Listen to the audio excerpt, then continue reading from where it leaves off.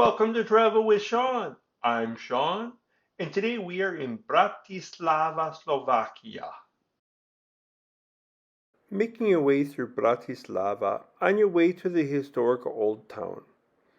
You will come by Palasadi Street and see these pastel-colored buildings from a bygone era, probably the 17th century. Just down the street from there, on your way to Old Town, is the most significant place to stop, and that is the Presidential Palace, also known as Grasalkovich Palace. The palace was built between 1760 and 1765 for Count Grasalkovich, an Hungarian nobleman and advisor to the Empress. It was made the presidential palace for the Republic of Slovakia in 1939. In 1945, it became an office for the governing council, and then an activity center for school children. Ethnic Hungarians conquered the city in the year 907 and made it the capital of Hungary. Kings and queens of Hungary were crowned in the cathedral here for centuries. When Hungarian King Andrew III died in 1291, the city was annexed by Austria because his widow was a member of the ruling Habsburg dynasty. The city remained the capital of Hungary. But with the fall of the Austro-Hungarian Empire in 1918, the country of Czechoslovakia was formed, uniting ethnic Czechs and Slovaks, and the city was no longer a capital city. It did not regain that status again until the Velvet Revolution of 1989 split Czechoslovakia into two countries, and Bratislava became the capital of Slovakia. We're now approaching Old Town, and ahead of us you can see St. Michael's Tower. There it is. And that marks the entrance to Old Town.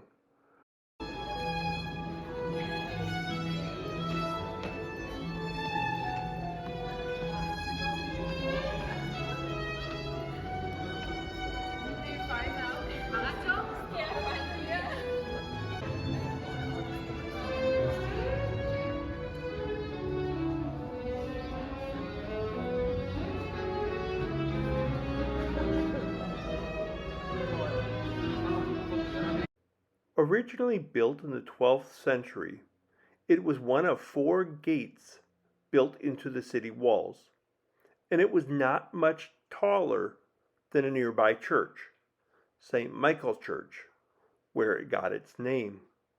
The tower was raised by 3 levels in the 16th century. As you pass through St. Michael's Gate, you'll encounter a bronze disc on the ground. This is called Kilometer Zero, and it shows the distance between Bratislava and 29 other cities. There are a lot of shops around St. Michael's Gate, and there are also a couple of restaurants and pubs before you get to Old Town Square.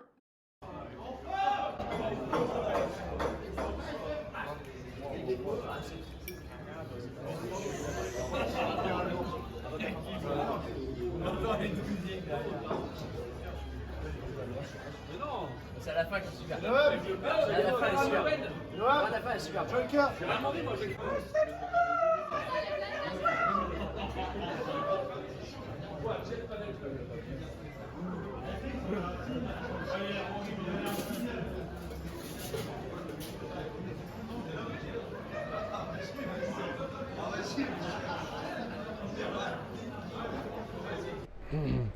Now I'm standing in the Bratislava Old Town Center Square.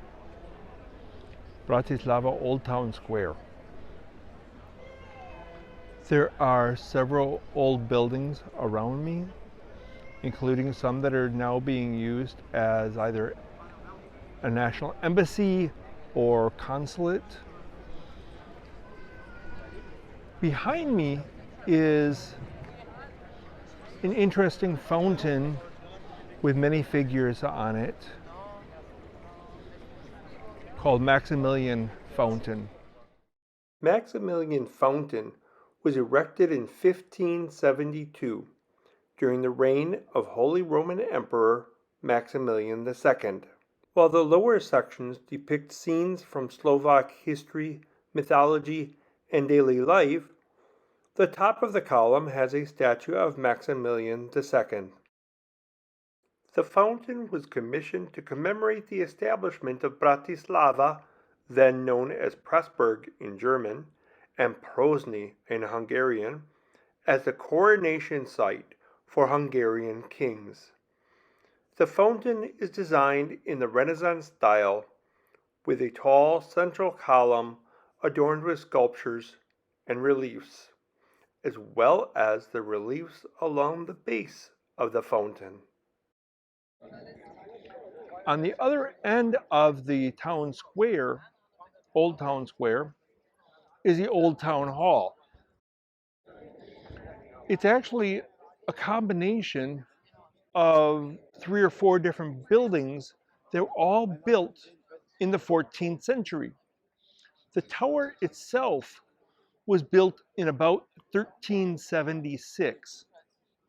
The buildings were merged together as one in the 15th century. It was used as the town hall up through the 19th century. Now it is the Bratislava City Museum. With a size of about 4 acres, the Old Town Square in Bratislava is small compared to that of most major European cities. Now we're going to pass through a tunnel that will take us to the Old Town Hall's inner courtyard. There are some old buildings, beautifully designed, with interesting artwork on them.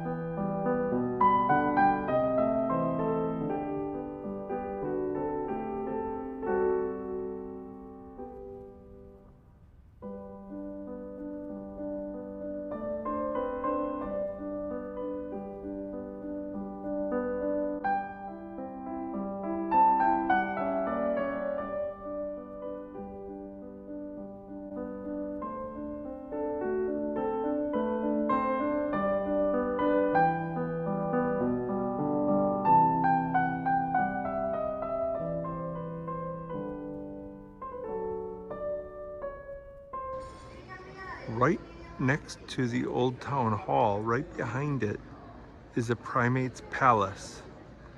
This is where the Archbishop of Bratislava used to live. The Primate's Palace was built between 1778 and 1781 for the Archbishop of Pressburg, which was what Bratislava was called back then. From 1990 until 1996, this was the presidential palace and president's office. The Primate's Palace gained historical significance in 1805 when it served as the venue for the signing of the Peace of Pressburg between France and Austria. In 1905, on the 100th anniversary of the Peace of Pressburg, the city put a plaque on the wall of the palace to commemorate the event.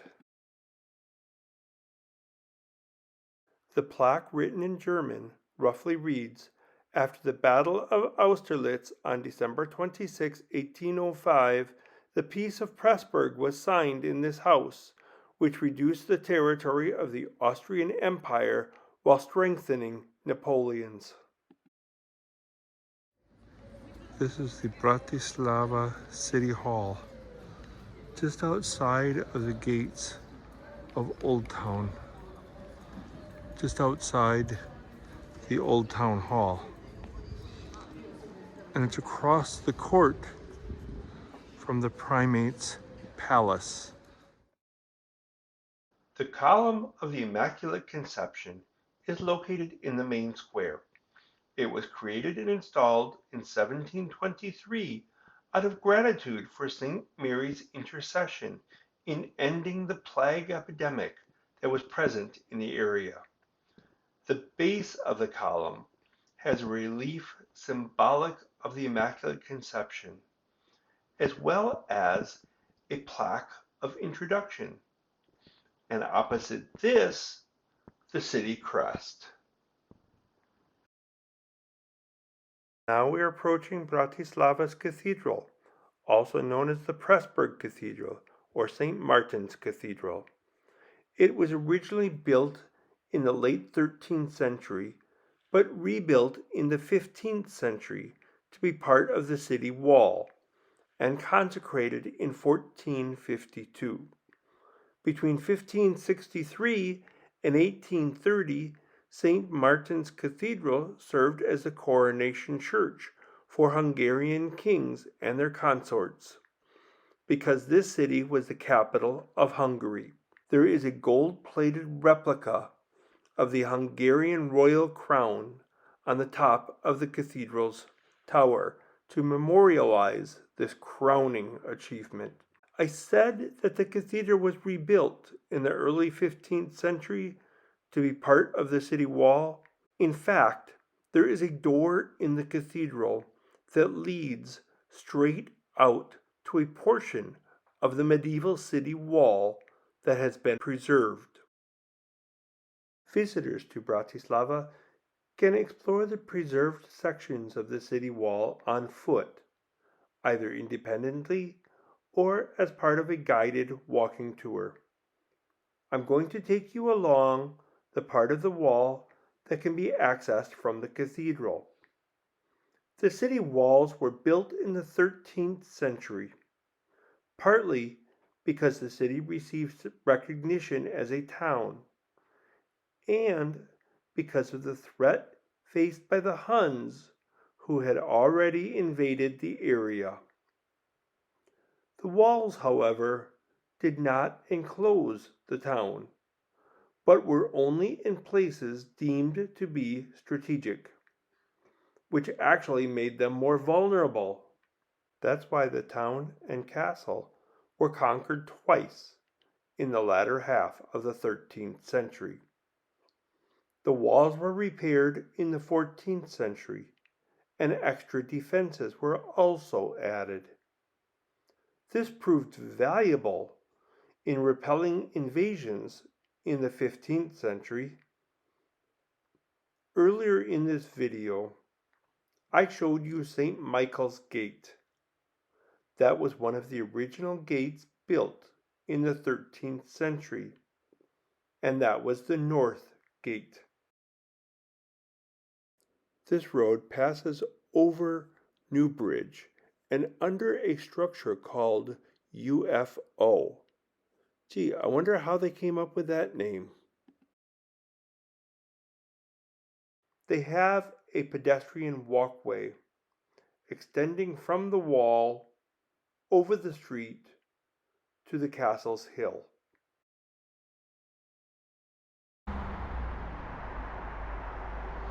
Okay, we just left the cathedral, St. Martin's Cathedral, walked along the city wall, the medieval city wall, crossed the street. Now we're heading up to the castle. Still got a bit of a hike ahead of us. These stairs lead you to the Castle District. After reaching the Pressburg Castle District, there are still more stairs and more of a hill to climb before you reach the castle.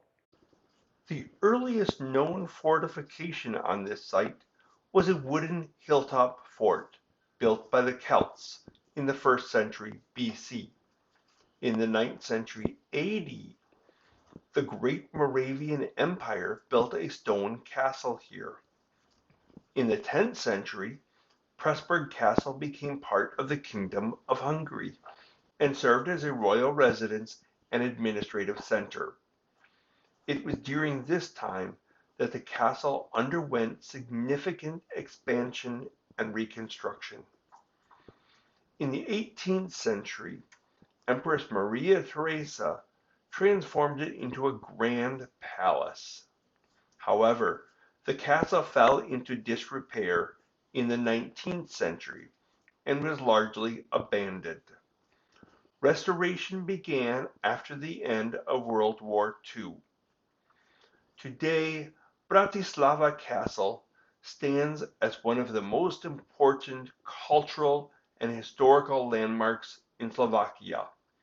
It houses the Slovak National Museum and offers panoramic views of Bratislava and the surrounding countryside.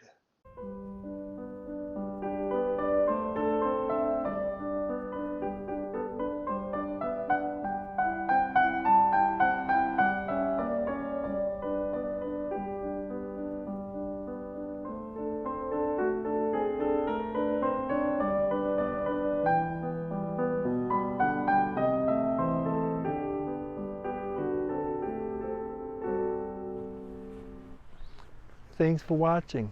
If you like what you saw, give me a thumbs up. Please subscribe and leave a comment. Comments, subscription, thumbs up, all help me grow my channel. I appreciate your comments. I appreciate your support. Until next time, bye-bye.